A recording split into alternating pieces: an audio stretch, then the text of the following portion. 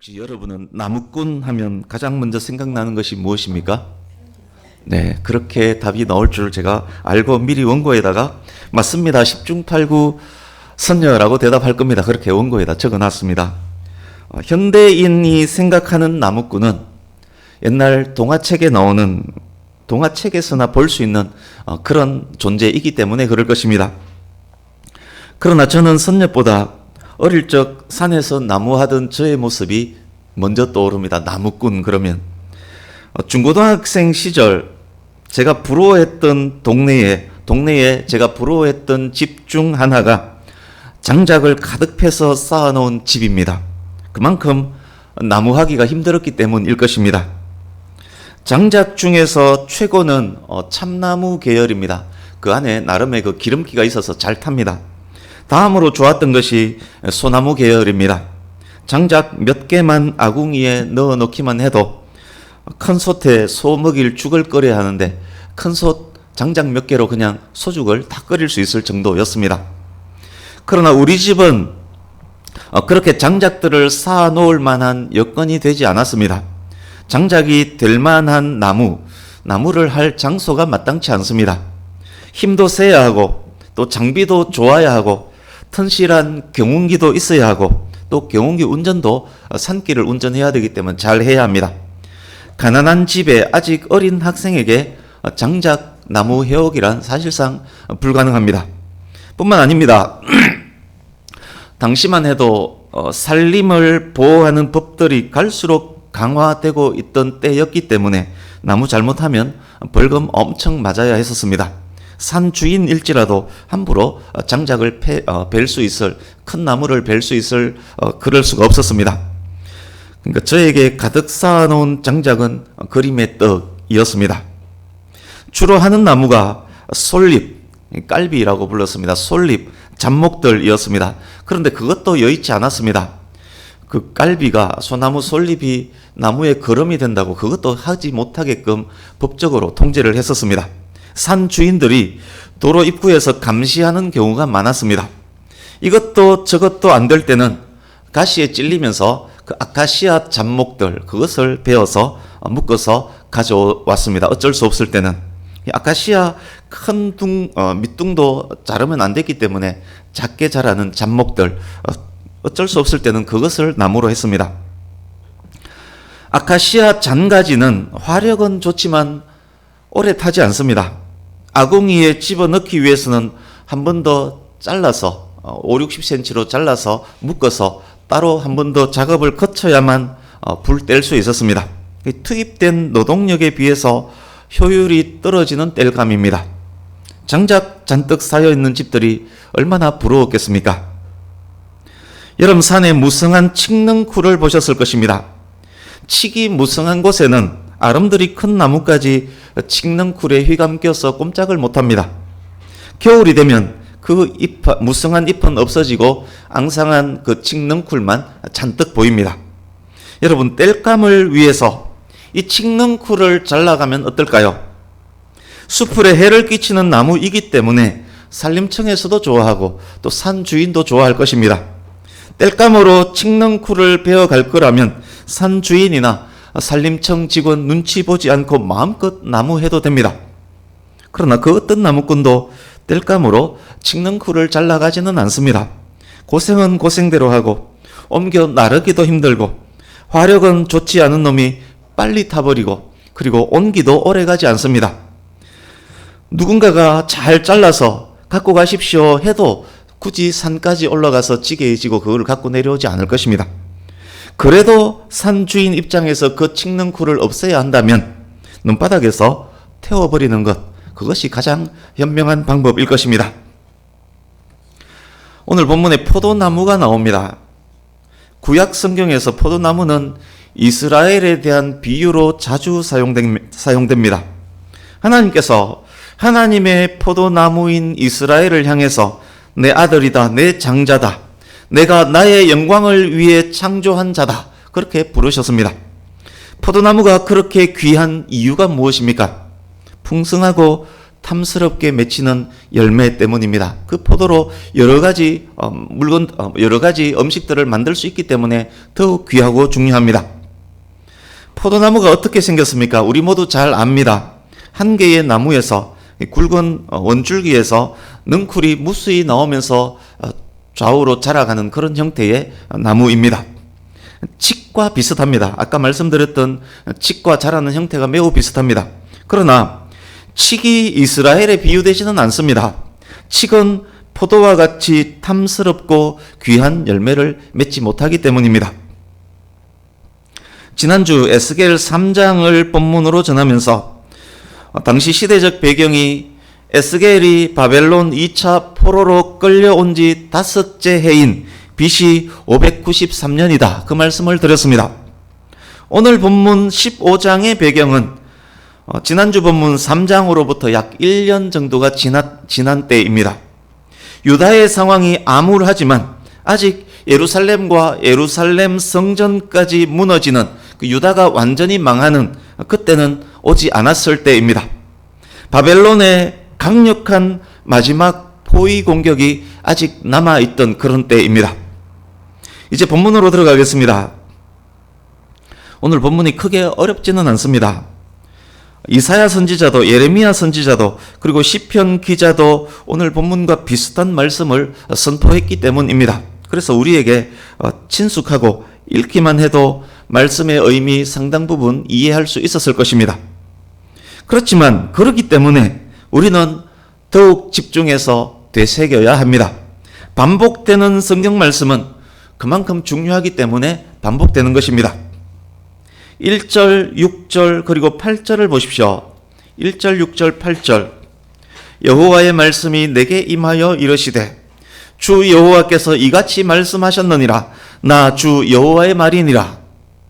본문 말씀이 여호와께서 주신 말씀임을 3번이나 반복해서 8절까지 밖에 없는 이 15장에 3번이나 반복해서 강조하고 계십니다. 역시 이 말씀이 중요하기 때문에 그렇습니다. 이제 1절부터 한 절씩 보겠습니다. 여호와의 말씀이 선지자 에스겔에게 임했습니다. 2절 앞부분 인자야 에스겔아 포도나무가 숲속의 여러 나무보다 나은 게 무엇이냐? 여러분 포도나무가 숲속 여타의 나무들보다 나은 게 무엇입니까? 포도 열매가 맺히기 때문입니다. 아까 말씀드렸습니다. 열매 때문입니다. 숲속의 나무들은 죽었다 깨어나도 그런 열매 맺을 수가 없습니다. 포도나무는 포도 열매로 말미암아 존재 가치가 있는 것입니다. 숲속에 있는 무수한 나무들보다 뛰어난 이유입니다.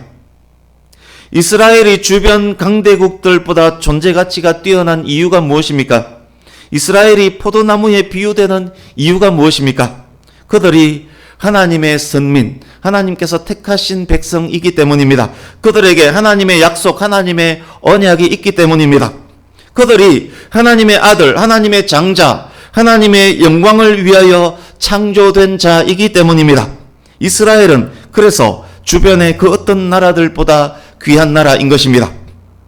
이제 2절 뒷부분입니다. 초점이 바뀌고 있는 것이 혹시 느껴지십니까? 포도나무 자체에 있었던 그 포커스가 포도나무 가지에게로 이동했습니다. 이게 무슨 의미입니까? 포도 열매에 대한 이야기거리가 없다는 말입니다. 현재 유다에게 포도 열매 이야기할 거리가 없다는 이야기입니다. 이스라엘이 포도나무 자체의 기능을 상실했다는 말입니다. 이스라엘이 열매 맺히지 않는 포도나무, 그냥 가지만 있는 포도나무로 전락했다는 말입니다. 이스라엘이 포도 맺는 포도나무의 사명을 상실했습니다. 하나님 백성으로서의 정체성, 언약 백성으로서의 정체성을 상실했습니다. 3절입니다. 열매는 맺히지 않고 가지만 무성한 포도나무가 있습니다. 이 나무로 이제 무엇을 할 수 있겠습니까? 아시듯 포도나무는 꾸불꾸불합니다. 길게 자라지도 않습니다. 이쁜 꽃을 피우는 것도 아닙니다. 나무의 강도가 높지도 않습니다.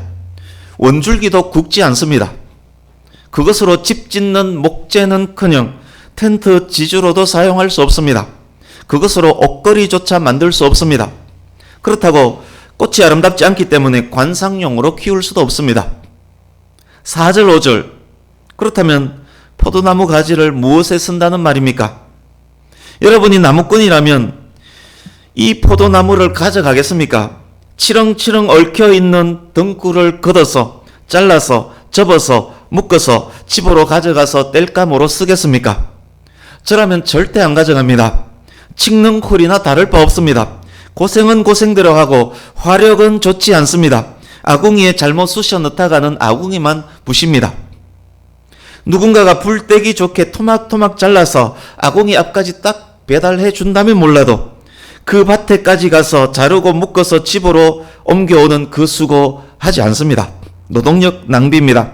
그 시간에 차라리 아카시아 잡목을 잘라오는 것이 훨씬 낫습니다. 그 포도원의 주인일지라도 그것을 땔감으로 쓰려고 집까지 옮기는 수고를 하지 않을 것입니다. 뿐만 아닙니다. 말씀 보시면 이 포도나무 가지의 양끝이 이미 불에 탔습니다. 이것의 의미는 열매 맺지 못하는 포도나무 북이스라엘과 남유다가, 북이스라엘은 이미 망했고 남유다는 이미 1, 2차 바벨론 침입으로 양쪽이 타버리는 듯 그런 상태가 되어 있다는 말입니다. 중간 부분도 타버렸습니다. 나라의 중간, 나라의 근간이 되어야 할 지도층들이 이미 바벨론 포로로 끌려가버린 상태입니다. 양끝이 타버리고 중간도 타버렸습니다. 도대체 이 포도나무를 무엇에 어디에 쓸 수 있다는 말입니까? 멀쩡한 가지도 쓸모가 없었는데 양끝과 중간까지 타버린 이 가지 무엇에 쓰겠습니까? 그냥 그 자리에 끌어모아서 불태워버리는 것이 그나마 가장 현명한 방법입니다. 이제 6절에서 8절입니다. 하나님께서 그래서 그 포도나무를 불태워버리기로 작정하셨습니다. 예루살렘의 주민들까지도 그렇게 하실 것입니다. 불을 피해서 도망 나온 사람이 있을지라도 다시 불에 태워버릴 것입니다. 하나님의 심판으로 바벨론 1차, 2차 침공이 있었고 1, 2차로 바벨론 포로로 끌려갔습니다. 그러나 그것이 전부가 아닙니다. 아직 진짜가 남았습니다. 불에서 나와서 피했더라도 다시 태워버린다. 이 말은 당시 유다 사람들이 설마 예루살렘까지 망하려고, 설마 예루살렘 성전까지 파괴되려고 교만하게 안일하게 그렇게 떠들었지만 하나님께서 더 큰 심판을 내리시기로 결정하셨다는 말입니다. 예루살렘 성전과 예루살렘까지 불에 타는 그런 일들이 있을 것입니다. 본문으로부터 6년 정도 지난 때 BC 586년 유다에 그 일이 일어나게 될 것입니다. 하나님께서 이렇게 심판하시는 이유가 무엇입니까? 이는 그들이 범법함이니라. 이는 그들이 범법함이니라. 범법으로 번역된 원어 마알은 반역 행위를 의미하는 단어입니다. 이스라엘이 사명을 감당하지 못했습니다. 열매를 맺지 못했습니다. 온갖 못된 짓들을 행합니다. 우상을 숭배합니다. 하나님 향한 반역입니다. 하나님의 백성 이스라엘의 정체성을 상실한 이들, 포도나무의 정체성을 상실한 열매 없는 포도나무, 양끝이 타버렸고 중간도 타버린 포도나무 가지, 도대체 어디에 씁니까? 불태워버릴 수밖에 없습니다. 6절 끝부분 보시면 할지라 라는 말씀이 있습니다.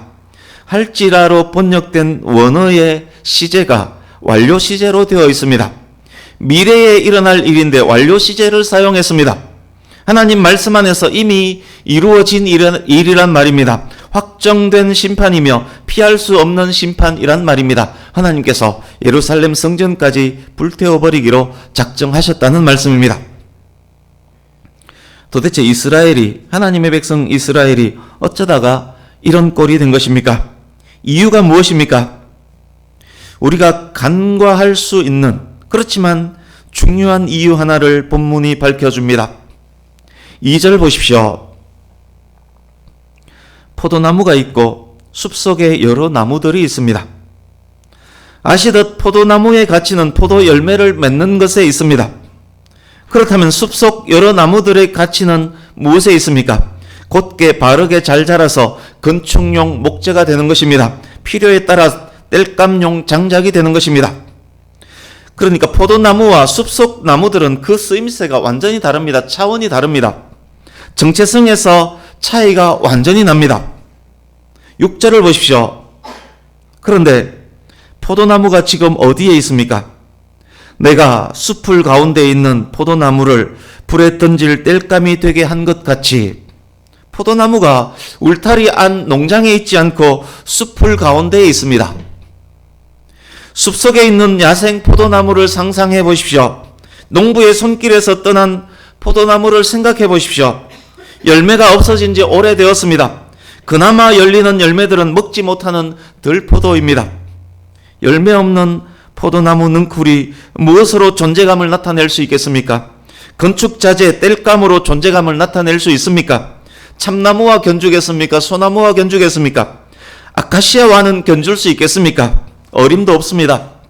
기껏해야 칡넝쿨 정도입니다.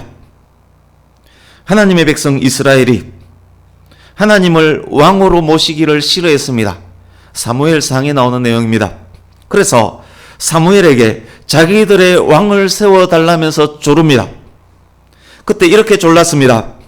다른 모든 나라와 같이 우리에게도 왕을 세워 우리를 다스리게 하소서. 우리도 다른 나라들 같이 되어 우리의 왕이 우리를 다스리며 우리 앞에 나가서 우리의 싸움을 싸워야 할 것입니다. 이스라엘이 하나님을 왕으로 모시기를 포기하고 세상 속 다른 모든 나라들과 같이 되고 싶어 했습니다. 포도나무가 농부 하나님께서 가꾸시는 울타리를 걷어차고 숲속으로 들어가기를 원했습니다. 하나님의 백성으로 언약의 백성으로 열매 맺는 삶을 포기하고 숲풀 속에 들어가서 목재로 땔감으로 폼나게 자라기를 원했습니다. 성도가 성도됨을 포기하고 세상으로 뛰쳐들어가 세상에 섞여서 세상 사람처럼 살기를 원하고 있는 것입니다. 여러분, 숲풀 속에 포도나무가 잘 자랄 수 있을까요? 물을 떠난 물고기가 잘 살 수 있을까요? 자신의 정체성을 상실한 나무가 성공은 할 수 있을까요? 하나님을 떠난 이스라엘이 세상에서 빛을 발할 수 있을까요? 교회를 떠나 세상으로 들어간 성도가 세상과 경쟁해서 이길 수는 있을까요? 이스라엘이 여러 민족보다 뛰어날 수 있었던 것은 여호와께서 언약 백성으로 택하셨기 때문입니다. 하나님 없는 이스라엘은 여러 민족 중에서 작고 작을 뿐입니다. 열매 없는 포도나무는 숲풀 속 나무들과 비교 자체가 안 됩니다. 하나님 없는 이스라엘이 애굽, 아수르, 바벨론과 동등한 위치에 있을 수가 없습니다. 군사적, 정치적, 세상적 관점에서 이스라엘보다 자랑거리가 훨씬 많은 나라들이 제국들입니다. 여러분이나 여러분의 부모님께서 처음 교회로 나올 때 그때 상황을 한번 기억해 보십시오. 가장 가난하고 가장 상처 많고 가장 보잘것 없었던 그때 아니었습니까? 세상과 비교해서 잘난 건 단 한 개도 없던 그때 아닙니까? 그렇지만 그리스도 안에 있는 지금은 어떻습니까? 재벌, 박사, 장관은 아니지만 그리스도로 말미암아 평안과 감사를 누리고 있지 않습니까? 만약 우리가 신앙을 버리고 세상에 나간다고 생각해 보십시오. 세상의 무엇과 비교해서 존재 가치를 높일 수 있습니까? 열매 없는 포도나무가 세상에서 무엇으로 존재감 나타낼 수 있습니까?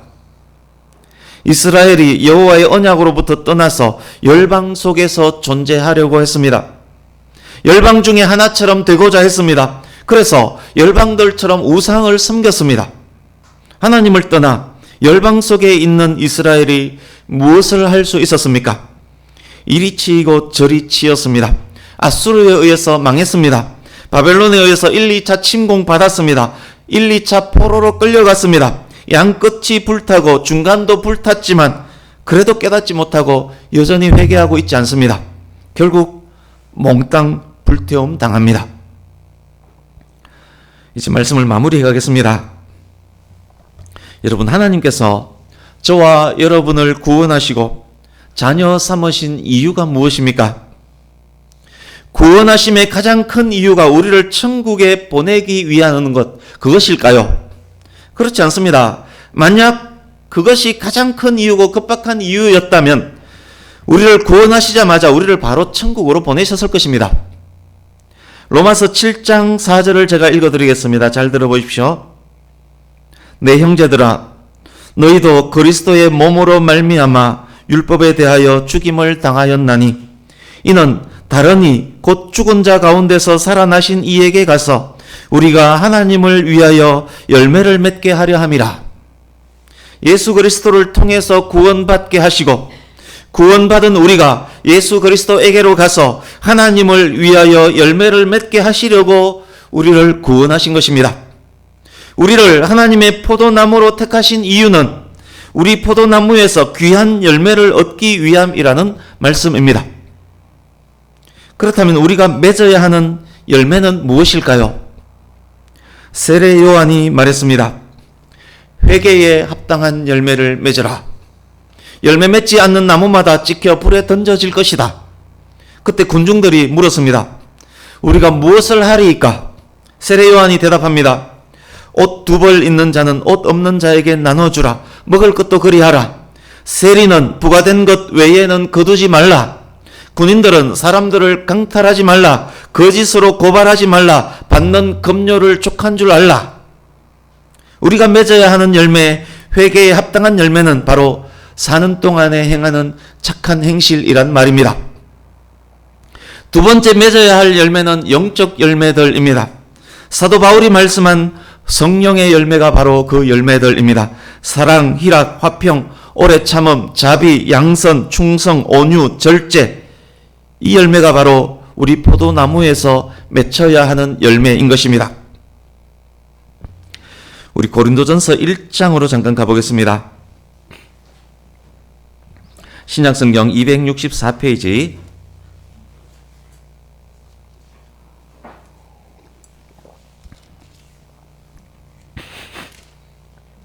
나눈 말씀들을 기억하시면서 적용하면서 읽겠습니다. 고린도전서 1장 26절에서 31절을 교독을 하겠습니다. 고린도전서 1장 26절에서 28절까지만 한 목소리로 그냥 읽겠습니다. 1장 26절에서 28절까지 같이 읽습니다. 시작. 형제들아, 너희를 부르심을 보라. 육체를 따라 지혜로운 자가 많지 아니하며 능한 자가 많지 아니하며 문벌 좋은 자가 많지 아니하도다. 그러나 하나님께서 세상에 미련한 것들을 택하사 지혜 있는 자들을 부끄럽게 하려 하시고 세상에 약한 것들을 택하사 강한 것들을 부끄럽게 하려 하시며 하나님께서 세상에 천한 것들과 멸시받는 것들과 없는 것들을 택하사 있는 것들을 폐하려 하시나니. 아멘. 육체로 볼 때, 세상적으로 볼 때 저와 여러분은 지혜롭지도 능하지도 문벌이 좋지도 않습니다. 미련하고 약하고 천합니다. 그래서 멸시도 받습니다. 그렇지만 우리는 하나님의 포도나무입니다. 우리 포도나무에서 좋은 열매가 맺히면 그 열매로 말미암아 세상의 지혜로운 것들, 강한 것들, 있는 것들이 부끄러워합니다. 숲을 속에 참나무, 소나무가 포도나무를 부러워하고 포도나무를 높이는 그런 일들이 일어나는 것입니다. 그런 열매들, 회개에 합당한 열매, 성령의 열매, 그런 열매들이 우리에게 맺혀야 함을 확인했습니다. 그렇다면 우리가 그런 열매를 맺기 위해서 가장 중요한 것이 무엇입니까? 어떻게 하면 됩니까? 만약 열매를 맺지 못한다면 우리는 어떻게 됩니까? 우리 주보에 있는 마태복음 5장 13절 그리고 요한복음 15장 5, 6절을 함께 읽겠습니다. 오늘 말씀의 결론이라고 할 수 있는 말씀입니다. 마태복음 5장 13절 그리고 요한복음 15장 5절 6절을 이어서 읽겠습니다. 예수님께서 하신 말씀입니다.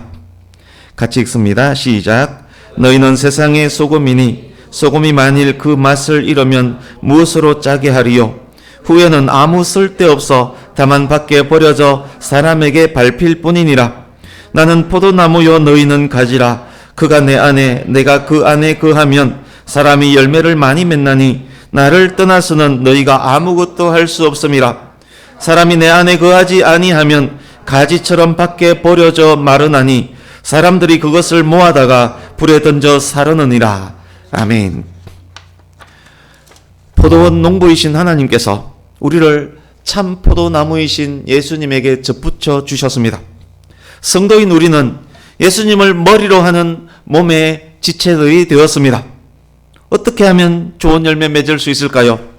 예수님을 떠나지 않으면 됩니다. 우리가 예수님 안에, 예수님께서 우리 안에 계시면 됩니다. 그것이 바로 성령 충만이라 할 수 있습니다. 포도나무 가지인 우리가 참 포도나무 예수님을 꼭 붙잡고 있으면 됩니다. 그때 좋은 열매가 맺습니다. 그때 소금이 맛을 냅니다. 그때 착한 행실의 열매, 성령의 열매가 주렁주렁 맺힙니다. 본문 속 이스라엘이 포도원 울타리 밖으로 뛰쳐나간 것처럼 만약 우리가 참 포도나무이신 예수에게서 떨어져 나가면 어떤 일이 일어날까요? 세상이 좋아서, 참나무가 좋아서, 소나무가 좋아서 포도나무의 정체성을 망각하고 열매를 포기하고 멋진 건축 자재가 되겠다고, 화력 좋은 땔감이 되겠다고 뛰쳐나가면 어떻게 될까요? 그리스도인이 세상 사람처럼 살아보겠다고 뛰쳐나가면 어떤 일이 일어날까요? 포도나무가 숲속으로 뛰쳐들어가서 열매를 포기하고 목재로서 땔감으로서 참나무와 소나무와 경쟁을 한다면 어떻게 되겠습니까? 후에는 아무 쓸데없어 다만 밖에 버려져 사람에게 밟힐 뿐이니라. 나를 떠나서는 너희가 아무것도 할 수 없느니라. 밖에 버려져 마르나니 사람들이 그것을 모아다가 불에 던져 사르느니라. 본문 이스라엘과 동일한 꼴을 맞이할 수밖에 없을 것입니다. 이제 본문으로 가서 8절을 보십시오.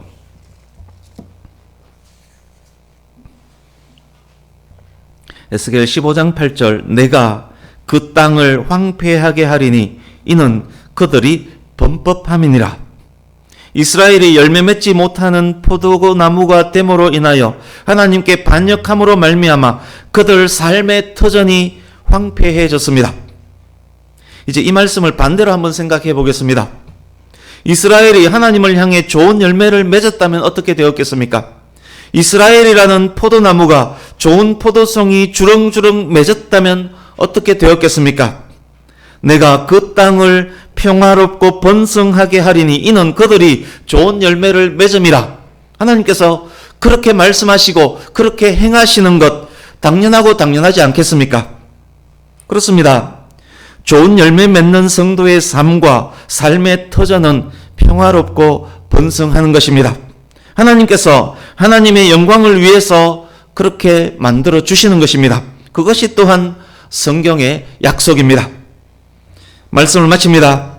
하나님의 포도나무로 선택된 귀하고 복된 성도님 여러분, 예수 그리스도 안에서 하나님을 향해 좋은 열매 주렁주렁 맺는 저와 여러분 되기를 간절히 바랍니다. 우리에게서 맺히는 착한 행실의 열매, 성령의 열매로 말미암아 세상 사람들까지도 하나님께 영광 올려드리게 만드는 그런 복되고 귀한 참 포도나무이신 예수님의 가지들이 다 될 수 있기를 예수님 이름으로 축복합니다. 아멘. 기도하겠습니다.